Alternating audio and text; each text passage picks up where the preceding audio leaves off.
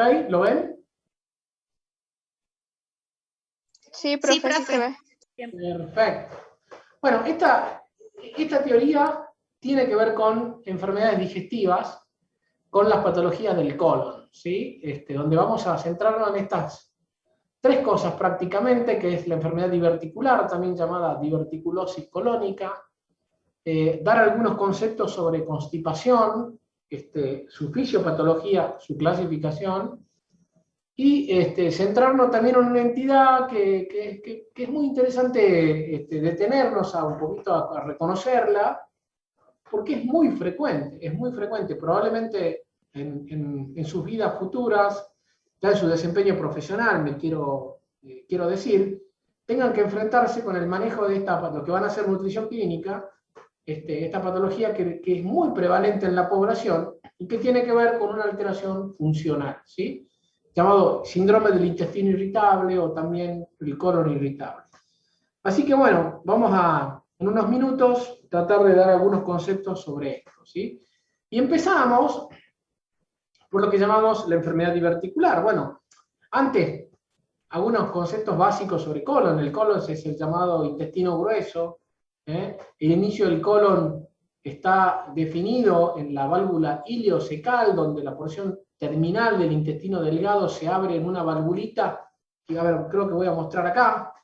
Esto es el intestino grueso, que tiene una disposición de ascendente, transverso, descendente, sigmoideo, descendente y, recto y ano, el recto y el ano, ¿sí? Fíjense en cómo está formado el intestino grueso cuando uno le hace un corte, tiene capas, esta es la mucosa, y tiene el epitelio del intestino, después tiene una capa muscular y una capa serosa, ¿sí? No se concentren todavía en el divertículo, sino vean lo que son las capas colónicas, mucosa, muscular y serosa, ¿sí?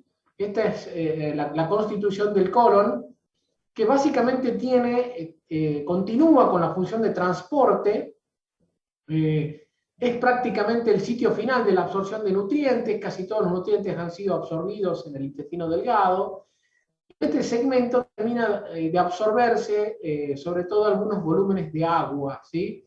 Es un reservorio, es la parte final para la formación de las heces, y bueno, y también puede ser asiento de patologías intestinales, entre ellas la enfermedad diverticular.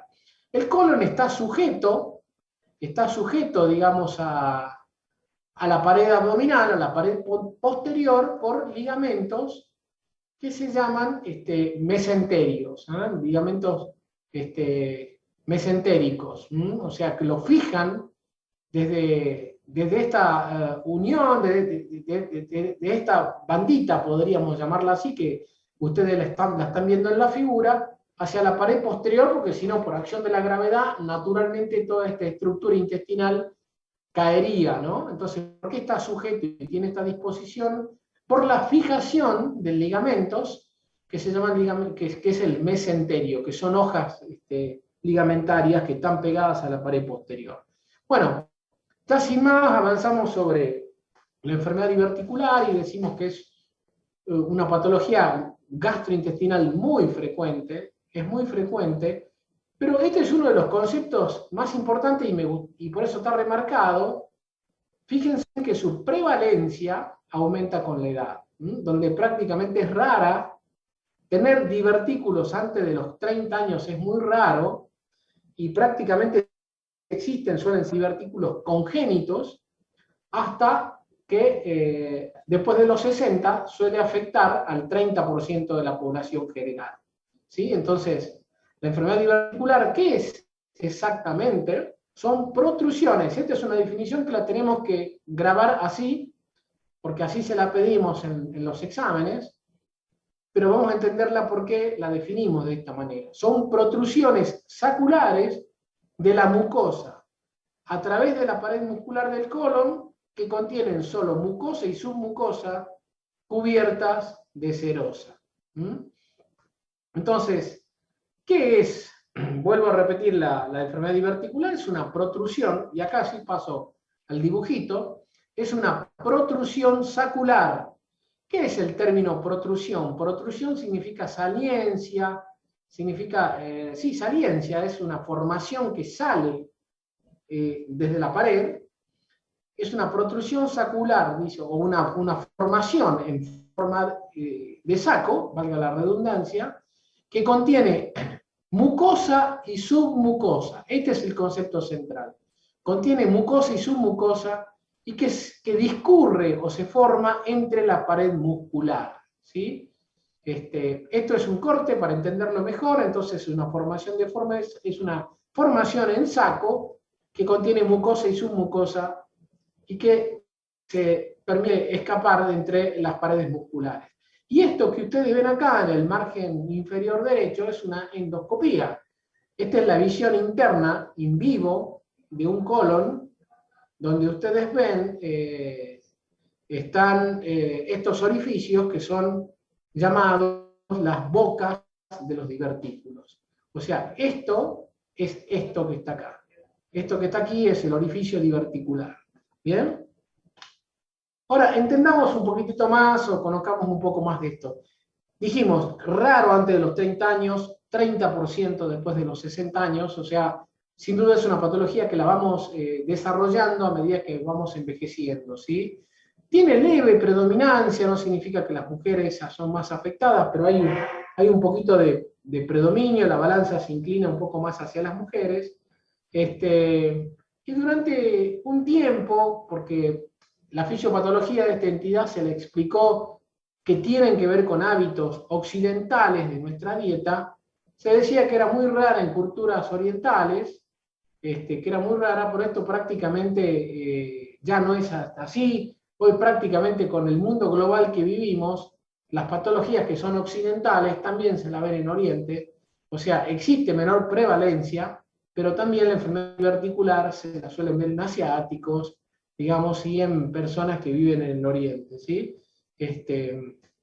Quizá la particularidad es que en Asia hay más prevalencia de divertículos en colon derecho que en el colon izquierdo, donde más se los encuentra en la Europa y en el continente americano. Pero la enfermedad diverticular es una enfermedad difundida entonces en prácticamente todo el mundo.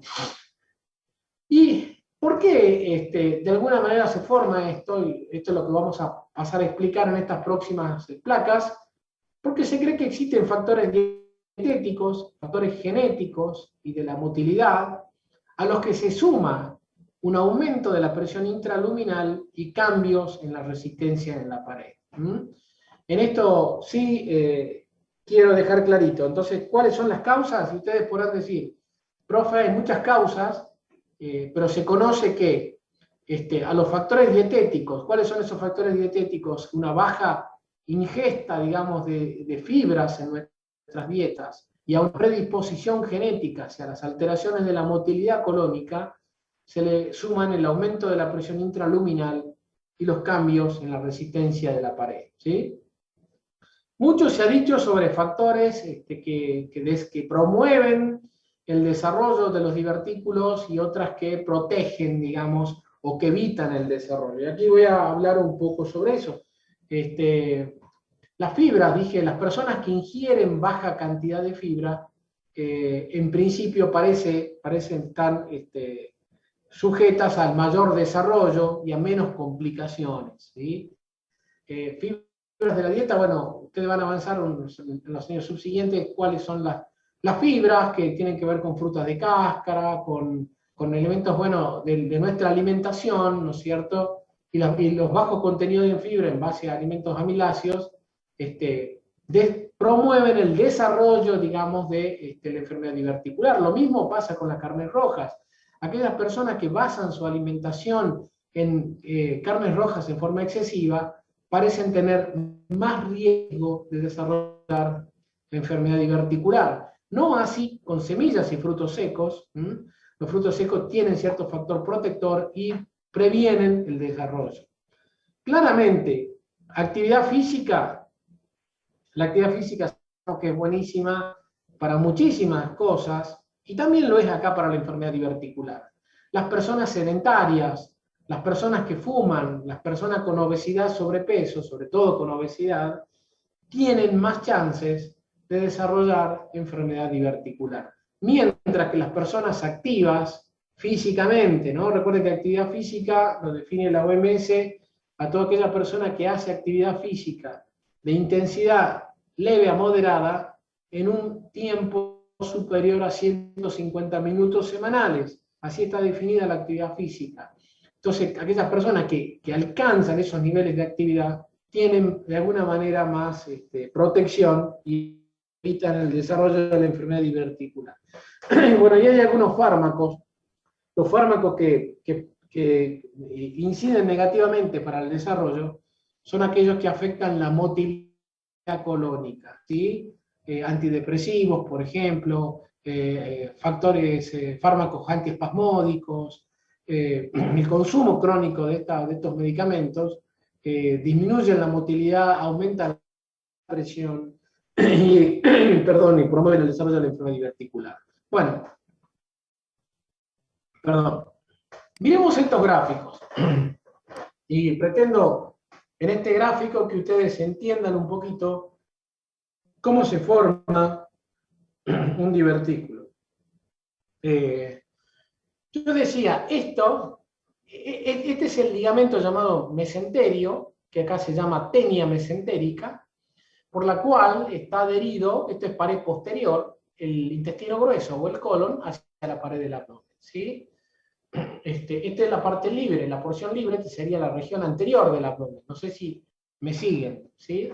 Ustedes ven en un corte transversal cómo está formado la pared del colon, donde dijimos que había capa mucosa, capa submucosa, capa muscular y capa serosa, ¿sí?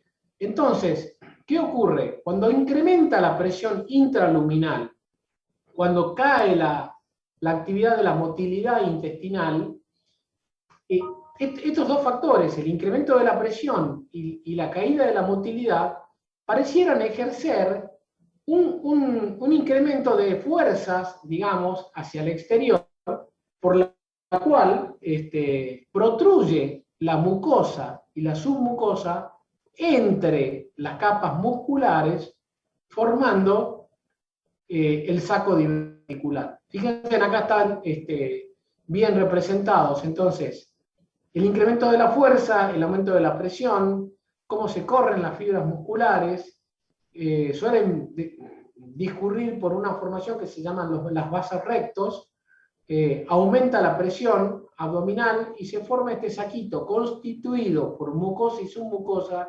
entre las capas musculares del colon. Y ahí se formó el divertículo, ¿sí?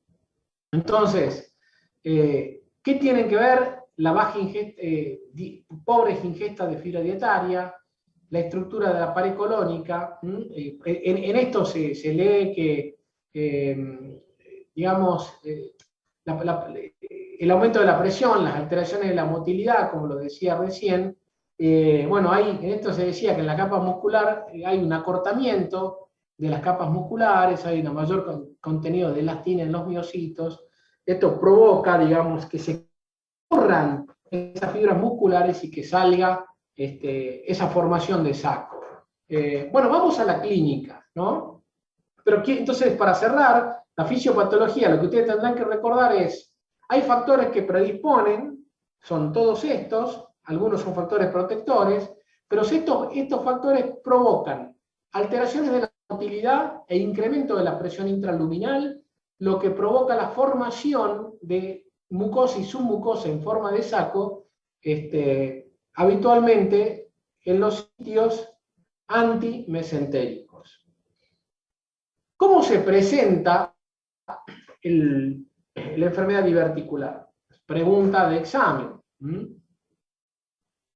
Tiene un plus en ir a las teorías. Pregunta de examen.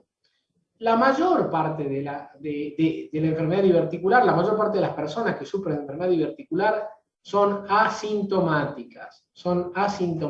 ¿Está?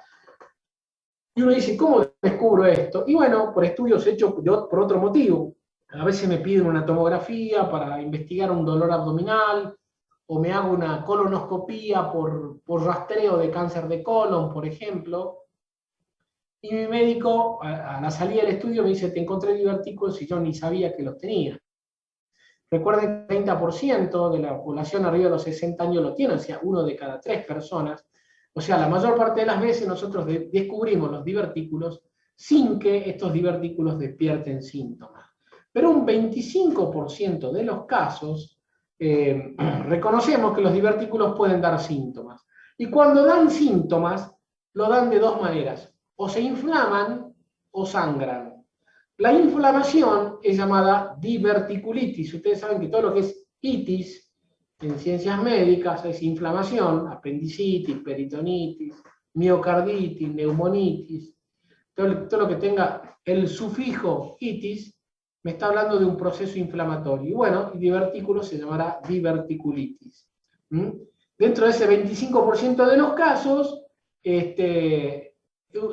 hay una porción que va desde el 10 al 25, los divertículos se inflaman, ya lo vamos a ver en fotos, y un menor porcentaje, por suerte, los divertículos pueden sangrar, ¿sí? ¿Qué es exactamente la diverticulitis? Bueno, es un espectro, dice acá, porque la diverticulitis puede ir desde una forma simple, donde un saquito se inflama y es fácilmente controlable con dieta y antibióticos. La noxa en este caso es microbiológica, como las bacterias, ¿no?, de la microbiota, hasta formas muy complicadas, que hay personas que han perdido la vida por tener una peritonitis perforada, una peritonitis fecal, por la perforación de un divertículo. O sea, por eso hablamos que es un espectro de alteraciones que van desde la inflamación local hasta la peritonitis generalizada, ¿sí?, cuando se rompe un divertículo. El mecanismo es la perforación, antes es la inflamación, y después la perforación, y no la obstrucción, ¿sí? Bueno, veamos un poquito más sobre esto. Acá hay fotos, yo les decía, miren, esta es una foto endoscópica, una foto tomada de la endoscopía, desde la boca del divertículo, y vemos en el fondo del saco diverticular impactado lo que llamamos fecalito, un fecalito. Un fecalito es una porción de materia fecal que se ha impactado en el fondo del saco diverticular.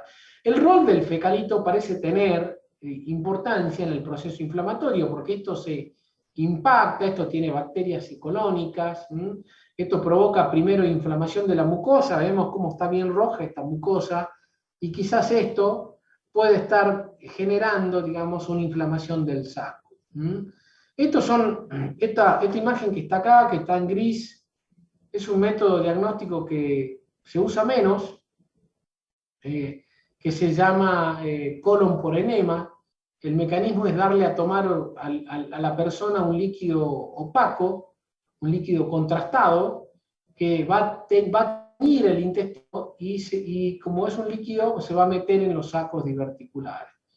Desde el uso de la endoscopía que ustedes están viendo aquí, este método se ha dejado de hacer y está reservado muy contadas veces para personas que no se les pueden hacer endoscopías, ¿sí? Que la verdad que hoy, con los métodos endoscópicos, es prácticamente podemos hacer la endoscopía a todo el mundo, pero bueno, por ahí pueden haber personas que las endoscopías no se pueden realizar y se debe recurrir a este método, que no es visual. Nosotros vemos las fotografías una vez que las hacemos, versus la observación directa que estamos viendo acá de la mucosa.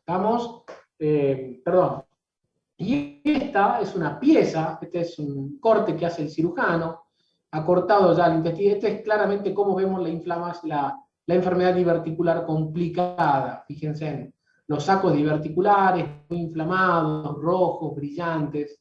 Este es un segmento del intestino que seguramente alguno de estos se debe haber perforado, y cuando se perfora vuelca el contenido líquido del saco, vuelca el contenido fecal al peritoneo y forman una peritonitis fecal, ¿sí? Bueno, entonces, para terminar, la diverticulitis es un espectro de complicaciones. inflamatorias, que va desde la inflamación del saco hasta la perforación diverticular. ¿Y cuál dijimos que es la otra, no? La otra es el sangrado diverticular. Por suerte es el menor. Es menor, por aquí vemos. Esta es la apariencia endoscópica normal de un divertículo. Ustedes ven la boca del divertículo, los vasitos submucosos que se suelen ver en la endoscopía. Y fíjense en cómo se ve un divertículo que sangra. Esto no es un sangrado importante, a veces el vasito que se rompe tiene mucha sangre y tira un latigazo. Y las personas pueden hasta tener una enfermedad que si no se corrige rápidamente con una cirugía, pueden perder la vida. Acá este es un sangrado tipo babeo, se llama babeo hemorrágico, y vemos cómo va dando constantemente sangre al tubo digestivo. Este es el sangrado diverticular. Bueno, entonces, ¿por qué sangran los divertículos? Bueno, por inflamación de los vasos, por mecanismos traumáticos. Para sintetizar, el divertículo decimos que es una protrusión en forma de saco de la pared del colon. Pueden ser asintomáticos, en la gran mayoría asintomáticos, están complicados. Pregunta de examen, raro antes de los 40 años y mucho más frecuente después de los 60 años. ¿Sí? Entre los pacientes con diverticulosis el sangrado ocurre en un 5 y un 15%. ¿Sí? Y el colon derecho es la fuente del sangrado diverticular entre el 50 y el 90% de los pacientes. Este dato no se los dije antes, cuando sangran los divertículos y cuando el sangrado es importante, suelen sangrar los divertículos del colon derecho. Mientras que entre un 15, un 5 y un 25, decía la diapositiva anterior, los pacientes pueden desarrollar diverticulitis. El papel de la fibra, dice, no está claro todavía, de la fibra en la dieta, pero lo que sí sabemos es que aquellas personas que consumen fibra tienen menor riesgo de enfermedad diverticular sintomática, tienen menos complicaciones. Sí, lo que está claro es que la actividad vigorosa reduce el riesgo de diverticulitis, reduce el riesgo de sangrado, y en contraste, la obesidad y algunos medicamentos, los antiinflamatorios, los esteroides, los opiáceos, por eso le decía los antidepresivos, tienen mayor riesgo de diverticulitis. ¿Sí? Bueno, y esto es un poco volver sobre la fisiopatología, se producen en puntos débiles de la pared, es probablemente el mecanismo multifactorial, reconociendo aumentos de la presión y trastornos de la motilidad. Bueno, después de esto ustedes lo pueden ver con más detalle en la presentación que va a quedar en el aula o lo pueden volver a ver en el video. Dejamos las preguntas para el final. Vamos al segundo tema de la noche. Constipación. ¿Cómo definimos la constipación? Quizá para muchos de nosotros tenga distintas connotaciones, ¿sí? Pero así como decíamos en la presentación de la semana pasada que diarrea era emisión de heces blandas, aumento de la frecuencia o disminución de la consistencia, también una constipación no tiene una única definición. Esta es quizás la definición más aceptada. Para que una persona le podamos decir tiene una constipación, miren, tienen que tener al menos 2 de los siguientes síntomas durante más de 2 semanas en los últimos 6 meses.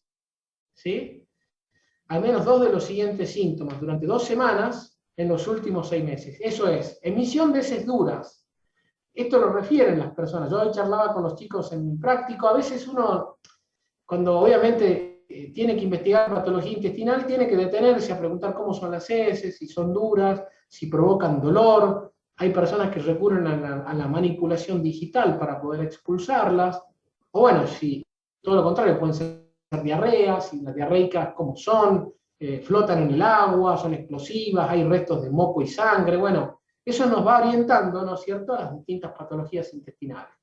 Por decir constipación, decíamos que al menos en las últimas 12 semanas, o sea, en los últimos 3 meses, una persona tendría que tener heces duras, de exposiciones infrecuentes a un ritmo de menos 3 por semana, al menos 3 por semana, evacuación insuficiente, dificultad para defecar o hacer un esfuerzo excesivo, o la necesidad de manipulación digital. Todas estas cosas definen a la constipación. 30% de la población occidental, dicen las estadísticas, que son constipadas. También las mujeres suelen encabezar la lista de este trastorno, y hay varios factores de riesgo para la constipación. Por ejemplo, el sedentarismo, bueno, la depresión, el consumo de fármacos que provoquen alteraciones de la motilidad, y después algunos factores de riesgo que tienen que ver con, por ejemplo, bajos ingresos, bajo nivel educativo, historia de abuso, o de abuso sexual, o de ciertos abusos que provocan trastornos, digamos, de la salud mental, puedan explicarse un poquitito más. Esto son a veces con causas, decimos, ¿no? Las personas que son constipadas suelen tener este perfil. No digo que todas, pero suelen tener esta historia de, digamos, sedentarismo, baja actividad física, a veces trastorno de la ansiedad o trastorno de la depresión, bueno, las cosas que mencioné. ¿Cuáles son las causas? Hay muchas causas, y yo voy a tratar de dividir entre las causas orgánicas y las causas funcionales, pero a grosso modo hay fallas en la dieta y en hábitos alimentarios, hasta enfermedades que pueden provocar constipación. ¿Cuáles son las enfermedades? Habitualmente las anorrectales, trastornos del piso pelviano, trastornos del piso. Recuerden ustedes, que todas estas estructuras, ano y recto, nosotros tenemos una formación blanda, que es el piso de la pelvis, que es la porción baja, lo que llamamos periné, que está constituida por músculos, básicamente. Esta musculatura, que se enlaza con los genitales externos, tanto en hombres como mujeres, generan comportamientos como esfínteres, ¿sí? Como esfínteres. Entonces, esa formación muscular, ligamentaria, que se llama piso de la pelvis, puede en algunas personas también funcionar mal, y se llama disfunción de piso pelviano, ¿sí? Hay alteraciones de la motilidad, a esto me refería. Después hay causas psiquiátricas, hay causas neurológicas. Bueno, algo de esto vamos a hablar en estas próximas diapositivas. Pero yo quiero que ustedes se lleven de esta clase esta clasificación y esta distribución de la prevalencia. ¿Cuál es la causa más común de la constipación? Primero, se clasifican en primarias o funcionales. Dijimos ya de la semana pasada, todo lo que es funcional tiene que ver con alteraciones de la función. Alteraciones de la función, y generalmente no se corresponden con daño estructural, ¿sí? Sino es la función, por ejemplo, la motilidad, lo que suele estar dañada, ¿sí? La primaria funcional comprende constipación con tránsito normal. Estos son sujetos que expresan que evacúan diariamente las heces, pero lo hacen con esfuerzo defecatorio, lo hacen con dolor pelviano, lo hacen con emisión de heces duras, pero ellos evacúan diariamente. Entonces, la constipación más común es la constipación con tránsito normal. La segunda causa son los desórdenes de la evacuación rectal, y aquí está la disfunción del piso de la pelvis. Personas que tienen esfínter muy hipertónicos, que provocan hipertonías, dificultad defecatoria. Los desórdenes de la evacuación rectal es la segunda. Y la tercera es siempre dentro de las funcionales, o las primarias, ¿no? Por supuesto. Y la tercera es la constipación con tránsito lento. Estos son personas que nos confiesan evacuación, por ejemplo, una vez cada 10 días, una vez cada semana. Si bien, recuerden, no hay un ritmo evacuatorio normal, el ritmo está asociado a nuestra biología, se asume que normalmente deberían haber 3 deposiciones por semana. Pero hay personas que tienen deposiciones una vez a la semana, o más todavía, y estas son las personas definidas como constipación con tránsito lento. Ahora vamos al otro grupo, a las causas secundarias.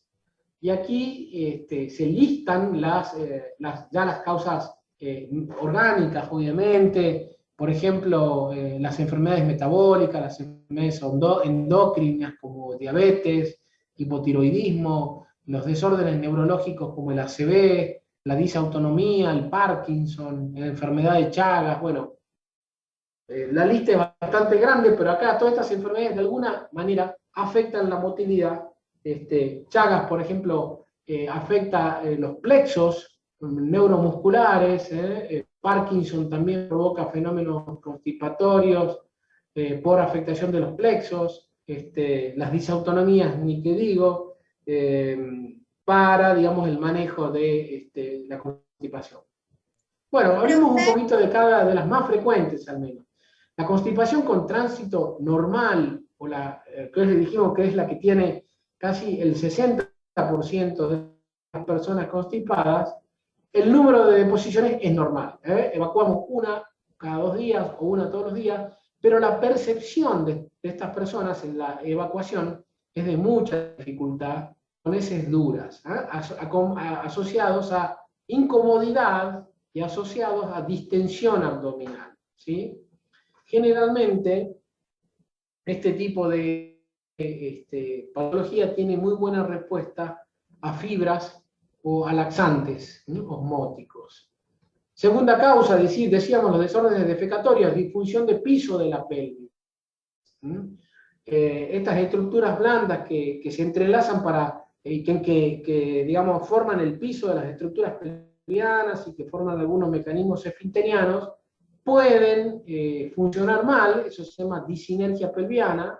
Generalmente las personas son personas muy contracturadas, que cuesta relajarse con respecto al piso de la pelvis, pero pueden haber anomalías como prolapso. El prolapso es la caída que hace el recto, por ejemplo, en las mujeres multíparas, con muchos partos.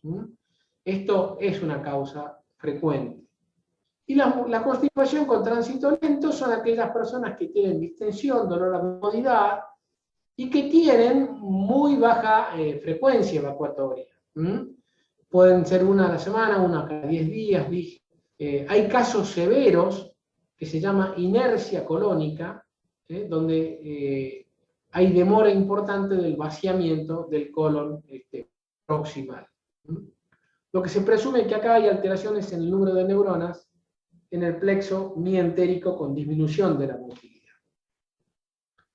Y la constipación con tránsito lento puede estar asociada a factores psiquiátricos, depresión, ansiedad, a nutrición inadecuada, a malos hábitos, al intestino irritable, el CII, el síndrome del intestino irritable, a ciertas enfermedades musculares, a miopatías intestinales, o a causas neurológicas. Bueno, y vamos a entrar a la última parte de la teoría de esta noche, hablar un poquitito sobre colon irritable, que decía que es una entidad muy común, y estas 4 palabritas nos gustan que queden grabadas, porque las pedimos, aparte en los exámenes, cuando decimos, ¿me podrías definir qué es el intestino irritable? Y hay mucho por decir, o estas palabras dicen por sí solas. Trastorno funcional, no es orgánico. Perdón, tomo un poco de agua. Trastorno funcional, no hay daño estructural prácticamente. Acá lo alterado es la función. Crónico, tiene que haber al menos 3 meses, 12 semanas de evolución. Episódico y recurrente. Esta enfermedad se caracteriza por crisis, remisiones, crisis, remisiones. Las personas están bien, de pronto hacen cuadros de dolor, distensión, aflojan, mejoran, vuelven a tener. Por eso es en episodios y es recurrente. Entonces es un trastorno funcional, crónico, episódico y recurrente, caracterizado por dolor, es el síntoma dominante, o malestar abdominal asociado a cambios en la frecuencia o en la consistencia de las deposiciones, ¿sí? Hay generalmente predominancia a la constipación, predominancia a la diarrea, y en algunas personas se suelen ver los dos trastornos juntos. Es decir, alternancia entre heces diarreicas, se constipan, vuelven a tener diarrea, alteraciones del hábito. Pero ¿qué es lo que uno debe interrogar entonces para poder definir como colon irritable? Esto, perdón, esto sí, dolor o malestar. ¿Usted siente dolor o malestar abdominal? ¿Es crónico? ¿Dura? Porque, a ver, un proceso agudo de la última semana no nos puede hacer pensar en colon irritable. Pero si una persona, las interrogamos y dicen, ¿de cuándo tiene esto? No, yo me acuerdo que esto lo tengo hace años, mis alteraciones de diarrea, constipación tienen que ver con muchísimos años de evolución. Es recurrente, usted consigue tener días de alivio y alterna días, digamos, de dolor. Bueno, esa es otra manifestación del colon irritable, ¿sí? Entonces, estos se llaman los criterios de Roma, que están descritos en el Farreras-Rossman. Y otra situación que le vamos a preguntar a las personas con intestino irritable es, ¿usted alivia esta situación con la deposición? O sea, ¿siente que cada vez que va al baño se siente menos hinchado, se reduce el dolor? Imagínense en esto en una peritonitis o en una diverticulitis, que lo hemos mostrado hace pocos minutos, no va a ocurrir. Una persona que tiene un saco diverticular inflamado, por más que haga deposiciones, la inflamación en el saco va a seguir.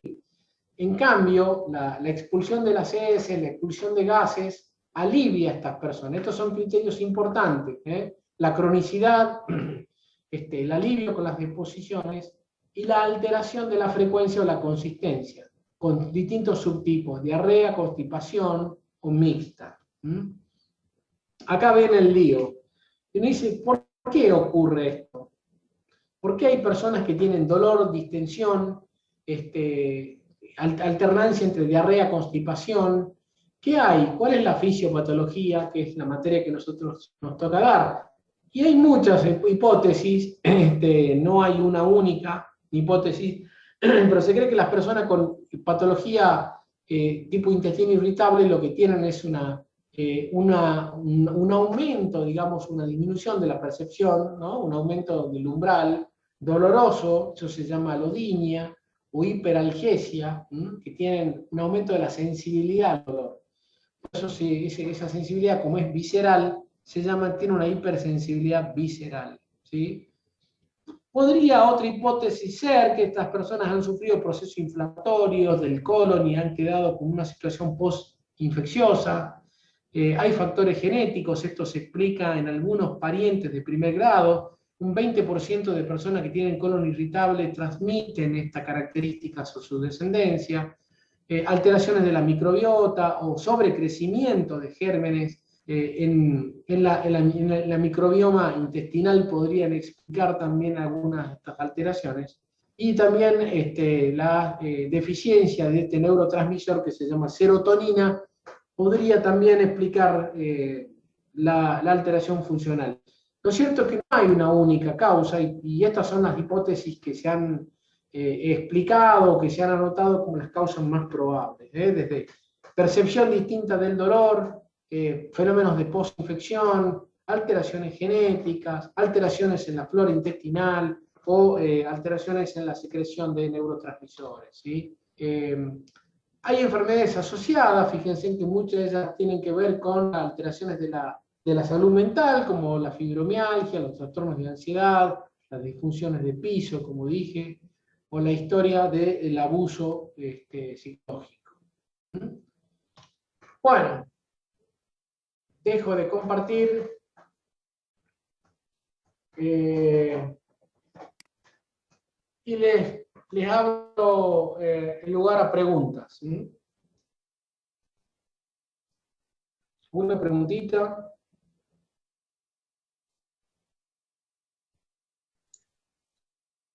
Profe, Sí. tenía la duda, por ejemplo, usted estaba diciendo que las personas, por ejemplo, las diabéticas, suelen tener problemas para ir al baño, o sea, que no va muy frecuente, pero digamos que si llevan un buen tratamiento o algo, ¿eso puede cambiar?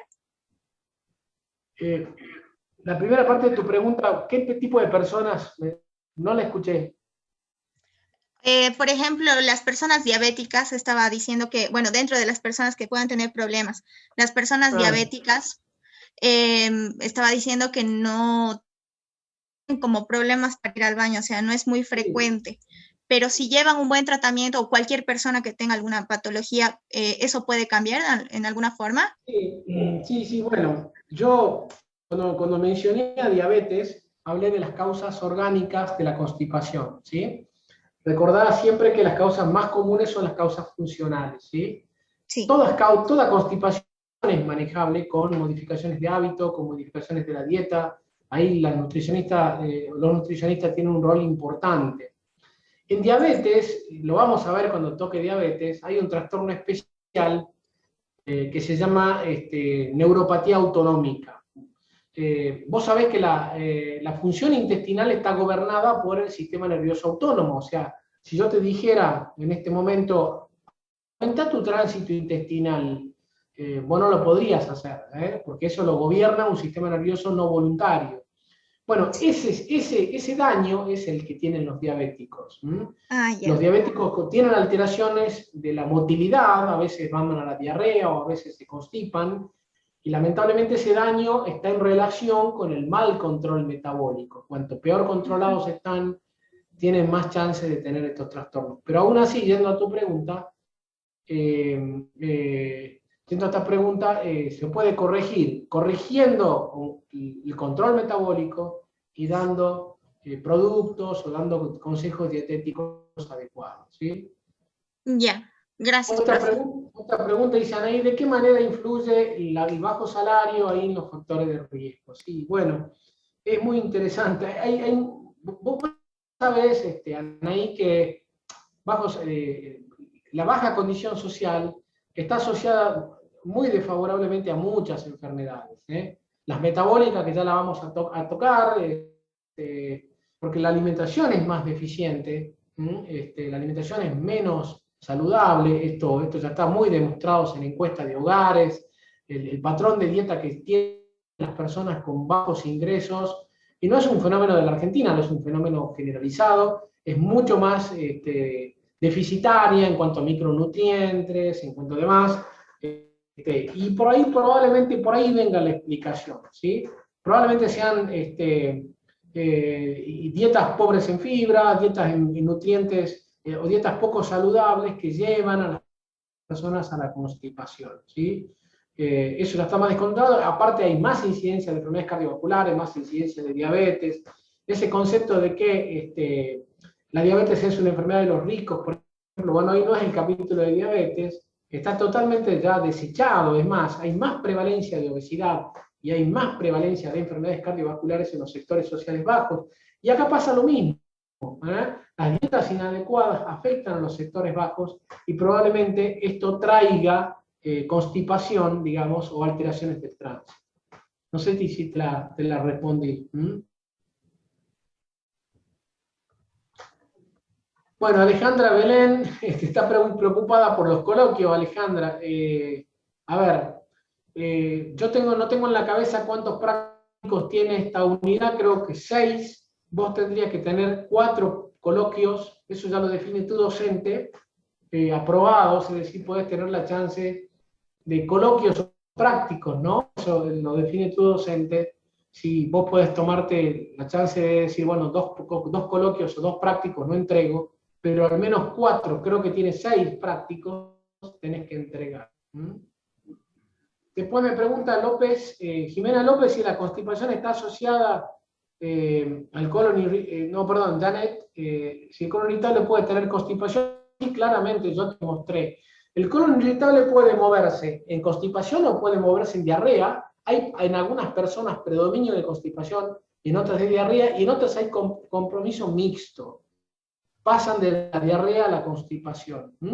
El colon irritable es el trastorno funcional de dolor, distensión, alivio con las heces líquidas, pero a veces en la semana siguiente heces sólidas o muy duras. Pueden tener alternancia de los dos trastornos o pueden tener predominancia de uno de los dos. Después dice, explicar de vuelta la constipación con tránsito normal.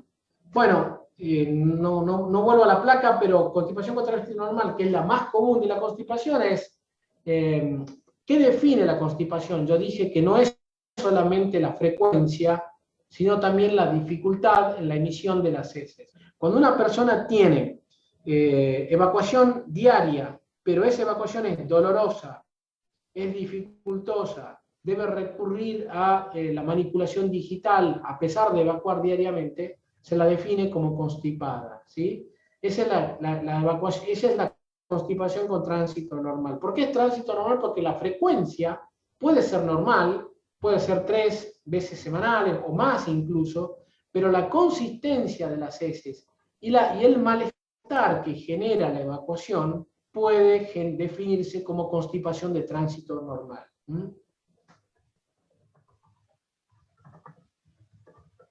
Hay otra persona, Pedro Gutiérrez, me dice, mencionó que la pared abdominal se ve afectada en estos trastornos. Más que la pared abdominal, el piso pelviano. Lástima que no traje una fotito acá, pero vos podrías googlear. El piso pelviano es un entrecruzamiento entre fibras musculares y estructuras ligamentarias que hace que sea la parte más baja de nuestra pelvis, ¿sí? Ese piso debe moverse en relación a relajación, distensión, contractura. Nosotros contraemos el piso.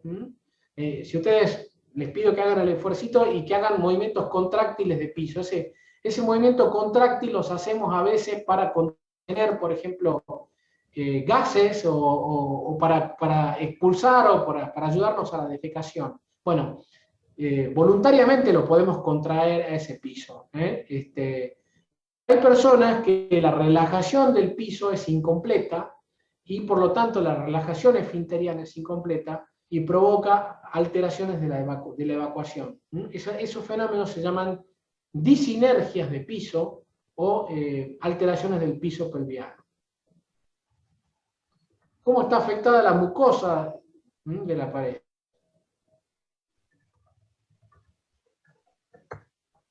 ¿Existe algún estudio que mencione la cantidad de MET de estas personas que padecen estas disfunciones por el hecho que la actividad física es un criterio de resolución? MET es, no sé, Pedro, si me querés explicar un poquitito más tu pregunta porque no la estoy entendiendo. Bueno, MET es unidades metabólicas, ¿decís? Sí, sí existe, por ejemplo, dentro de los criterios que varias clasificaciones hizo, mencionó que la actividad física terminaba siendo un aspecto fundamental. Entonces se me ocurría o pensaba, deberá existir una relación seguramente de estas personas que padecen este tipo de enfermedades relacionadas a sus METs. Y quería saber si hay un valor estandarizado, si bien seguramente deben ser personas más sedentarias que padecen este tipo de patologías, ¿no? Mira, no, la verdad que no te podría responder la pregunta. No conozco que haya relación. MET pregunta, y lo vamos a explicar a todos. MET son unidades de medida, digamos, si es que te referís a esto, Pedro, ¿no? Son unidades de medida en cuanto a carga de actividad física, ¿sí? Los MET suelen aplicarse cuando uno hace una prueba funcional, por ejemplo, una ergometría o una prueba de esfuerzo. Son las distintas unidades que van subiendo las personas a medida que van cargando, digamos, se van en un producto que tiene que ver con la frecuencia cardíaca y demás, ¿sí? No conozco, la verdad, que existan relación entre las cantidades de MET y disfunción pelviana, la verdad que no conozco, pero pensalo, no solamente, si bien el sedentarismo está asociado a disfunción pelviana, también hay otras patologías, como por ejemplo los trastornos de ansiedad, que no necesariamente se dan en personas obesas o sedentarias, y que tienen hipertonía del piso pelviano, ¿sí? Generalmente este patrón está vinculado a personas muy ansiosas, a personas que no logran relajar, digamos, cuando hacen sus movimientos defecatorios. Esto se charla, ¿no? En las entrevistas, le dicen, bueno, para vos la defecación es un problema, contame un poquito. Hay toda una especialidad médica que se llama proctología, que se dedican a evaluar las personas que tienen dificultad defecatoria, ¿sí? Y muchas, o algunas de ellas son alteraciones de piso, y no necesariamente son inactivas, sino tienen que ver más con hipertonías, con alteraciones de la relajación muscular, y a veces son sujetos delgados, ¿no? Eso te puedo dejar como un aporte. Bueno, profe. Ahí le dejé otras preguntas. La pregunta es que la flora bacteriana en crecimiento afecta esta patología. Hoy está en uso el uso del kefir. El kefir, vos te referís a digamos... Alimentos probióticos, profe. A los probióticos, sí, exactamente.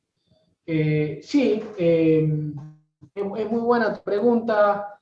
Sí, el sobrecrecimiento bacteriano o las alteraciones, mirá, un día podríamos hacer un seminario fuera de los contenidos de la materia que se llama microbiota o microbioma, y podríamos buscar a un experto que nos hable un poquitito de cómo incide los cambios de la microbiota. Digamos que la microbiota son un conjunto de gérmenes que se forman incluso desde el nacimiento y que sostenemos durante toda la vida, y hoy prácticamente se les encuentra nexo con muchas enfermedades, incluso con enfermedades degenerativas o cardiovasculares. Sí, podría existir como hipótesis en las que el cambio, digamos, en esa flora está vinculada a enfermedades. Intestino irritable es una hipótesis interesante, no la conozco en profundidad, pero pareciera ser que el cambio entonces en la flora tiene que ver con el desarrollo de este tipo de trastornos, ¿sí?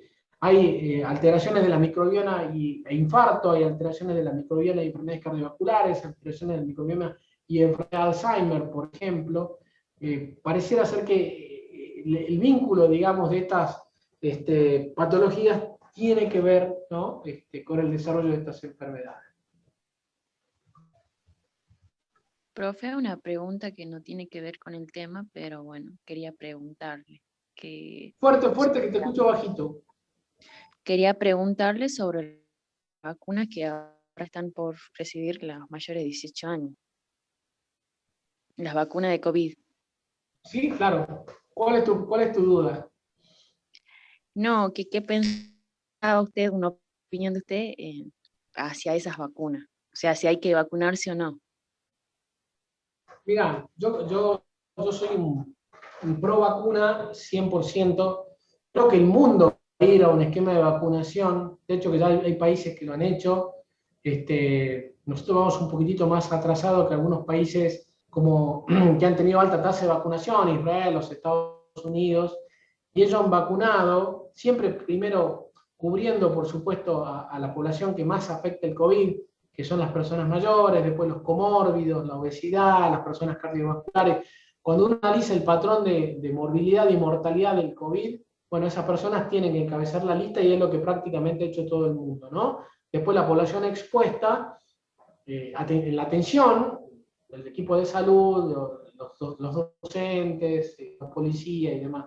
Y después, por supuesto, creo que hay que vacunar a toda la población mayor de 18 años. Yo tengo esa impresión porque, a ver, si bien el COVID, la probabilidad de tener una forma grave en un chico de 18 años o 20 es más baja que la de una persona mayor, hoy la transmisibilidad de las nuevas cepas ha bajado la edad de los afectados, al menos en las formas graves, y creo que también con el concepto de lograr la inmunidad de rebaño, que no sabemos todavía si es posible lograrla o no. Yo creo que cuanto más población vacunemos, probablemente la circulación viral caiga. Eso es un debate, no lo sabemos, pero probablemente caiga, y probablemente también bajemos las formas graves.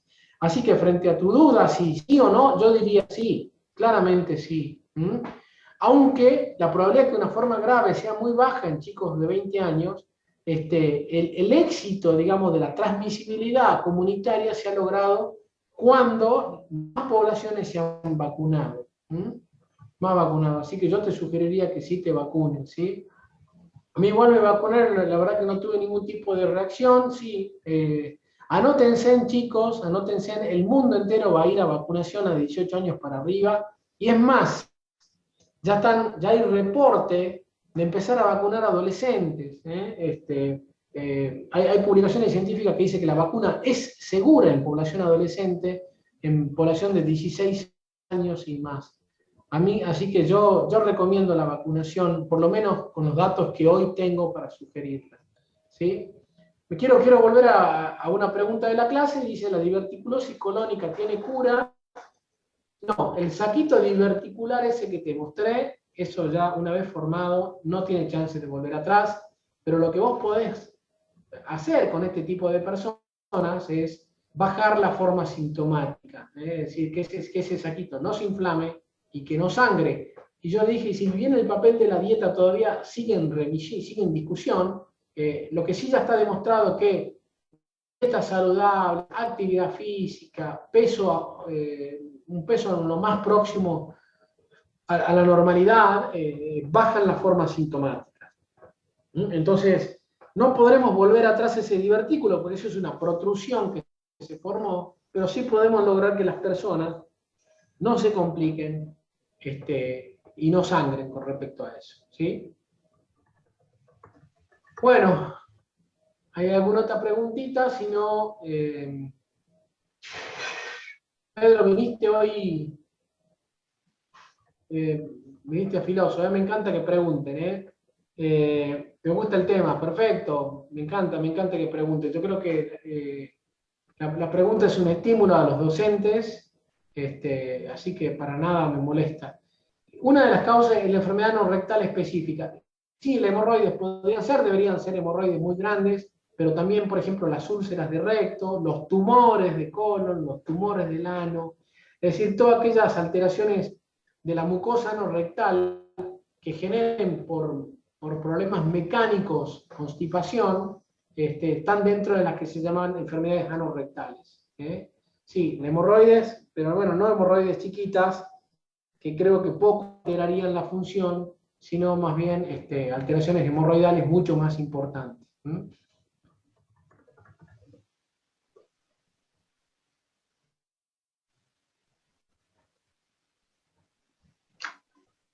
Bueno, chicos, si no hay más preguntas, a los 37 asistentes en la clase de hoy les doy las gracias por estar, por tomarse un tiempito. La verdad que me encanta que vengan a las teorías, más allá de que van a tener una teoría grabada y se las voy a subir mañana, son oportunidades para poder interactuar y que nos hagan una devolución de cómo van las cosas. Bueno, buen fin de semana, a seguir estudiando y abrazos, nos vemos la próxima. Chao, chao.